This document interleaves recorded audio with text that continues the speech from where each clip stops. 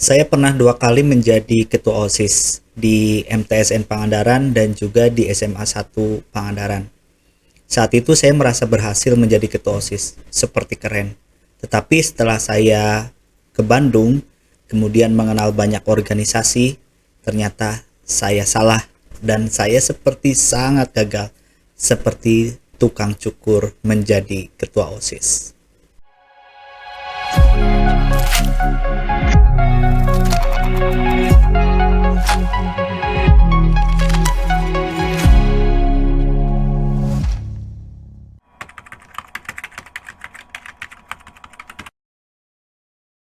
Assalamualaikum warahmatullahi wabarakatuh. Apa kabar teman-teman? Semoga bahagia selalu, penuh selalu dompetnya. Dan hari ini saya coba membahas sesuatu yang ringan dibahas, yaitu terkait ketua OSIS yang menjadi tukang cukur. Kenapa saya mengambil istilah ketua OSIS seperti tukang cukur? Sebetulnya istilah ini saya dapatkan ketika saya mengenal organisasi di Bandung, yaitu Gamada, Keluarga Mahasiswa Darut Tauhid. Saya menyadari bahwa saya ketika menjadi ketua OSIS itu benar-benar jadi tukang cukur. Ya, kesana kemari sendiri, kemudian hanya mungkin dibantu oleh beberapa teman saja. Padahal struktur organisasi OSIS cukup lengkap, bahkan sangat lengkap. Sampai ke seksi dan anggota seksi itu lengkap sekali. Belum lagi dibantu oleh ekstrakurikuler lainnya yang memang siap untuk membantu OSIS. Tapi nyatanya lagi-lagi saya seperti tukang cukur. Dan kebetulan istri saya juga seorang ketua OSIS waktu di SMP. Di SMA tidak boleh katanya perempuan jadi ketua OSIS. Saya nanya kepada istri, apakah hal yang sama dialami ketika menjadi ketua OSIS? Jawabannya adalah sama. Istilah tukang cukur ini saya ambil dan saya pahami karena memang saat itu ketua OSIS melakukan semuanya. Ketua OSIS kesana kemari melakukan banyak hal, padahal banyak pembantunya yang harusnya melakukan sesuatu. Kenapa hal demikian bisa terjadi? Saya melihat ada beberapa permasalahan dasar pada ketua OSIS atau organisasi di sekolah dahulu. Yang pertama, saya tidak tahu apakah ini benar atau tidak. Tetapi bahwa sekolah di pinggiran, dalam tanda petik bukan sekolah perkotaan, knowledge terhadap organisasi ini masih sangat rendah.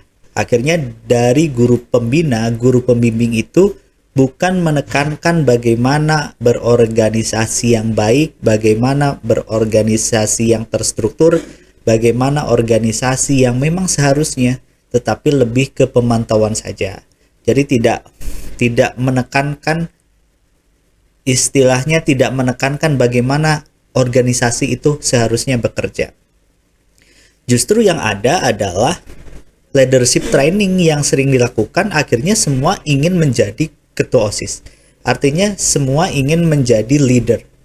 Nah, karena semua ingin menjadi leader, akhirnya orang tidak mau bekerja. Ya. Jadi saat leadership training itu lebih dikedepankan bagaimana supaya menjadi pemimpin. Tidak ada yang salah dengan materi itu, tetapi seharusnya ada pelatihan juga bagaimana menjadi bendahara, bagaimana menjadi sekretaris, bagaimana menjadi ketua seksi, bagaimana menjadi anggota seksi. Semuanya tidak dilakukan, tapi lebih sering ke bagaimana menjadi seorang pemimpin.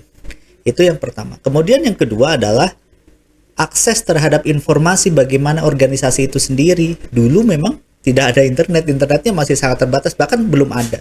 Waktu SMP saya belum ada. Waktu SMA juga sama, belum ada. Hanya email di beberapa bagian. Dan itu handphone juga masih jarang begitu ya. Akhirnya knowledge itu tidak bisa diakses. Oh, sebetulnya begini nih organisasi yang baik. Itu yang kedua. Yang ketiga adalah orang masuk OSIS itu di kampung-kampung kemudian di pinggiran itu memang seperti terpaksa untuk mewakili teman-teman kelasnya atau bahkan disuruh oleh guru untuk menjadi pengurus OSIS, untuk menjadi MPLS, untuk menjadi ekstrakurikuler. Kalau ekstrakurikuler kecenderungan orang ingin masuk pramuka, ingin masuk PMR, ingin masuk misalkan pecinta alam, ingin masuk paskibra, biasanya lebih berkecenderungan karena keinginan untuk organisasi itu. Walaupun demikian, di Pangandaran khususnya, pramuka itu seolah masih dipaksakan. Jadi bukan keinginan untuk masuk ke pramuka. Jadi kelas 1 itu semua wajib mengikuti ekstrakurikuler pramuka. Jadi pramuka ini salah satu yang memang lebih eksklusif, lebih punya daya tekan ke siswa untuk mengikuti ekstrakurikuler itu. Walaupun nanti kepemilihan bantaranya itu sesuai dengan keinginan masing-masing. Itu yang ketiga. Yang keempat adalah tidak ada reward, ya. Jadi tidak ada reward terhadap organisasi, terhadap pengurus-pengurus yang memang bekerja. Akhirnya mereka tidak dapat apa-apa. Akhirnya mereka seolah saya terpaksa lagi masuk ke pengurus OSIS, yang ujungnya hanya pengurus inti yang nantinya menjadi seorang tukang cukur. Dan yang terakhir adalah kemampuan manajerial dari ketua OSIS itu sendiri. Saya sendiri, istri saya sendiri, yang tidak mempunyai kemampuan manajerial untuk mengelola sebuah organisasi. Bayangkan teman-teman, ketika acara porseni ya di sekolah, ikut-ikut bantu pindahin bola, ikut masang net begitu ya, ikut ngompa bola, segala macam, ikut menjadi komentator, semuanya sendirian. Dan itu dibantu oleh ketua seksi olahraga. Itu adalah contoh dari bagaimana seorang ketua OSIS tidak punya kemampuan manajerial.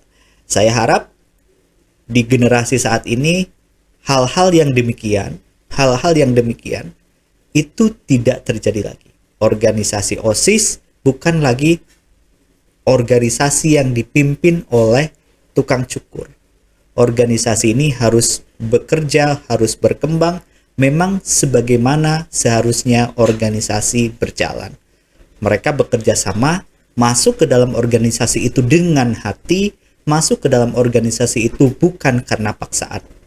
Akhirnya OSIS-nya akan terus belajar, akan berkembang, dan menghasilkan sesuatu karya di sekolah itu, dan yang terpenting akan membentuk pribadi-pribadi baru yang setelah dewasa dia benar-benar menjalankan perannya sebagai ketua OSIS, sebagai pemimpin, kemudian sebagai orang yang memang layak untuk sukses. Mudah-mudahan bermanfaat. Assalamualaikum warahmatullahi wabarakatuh.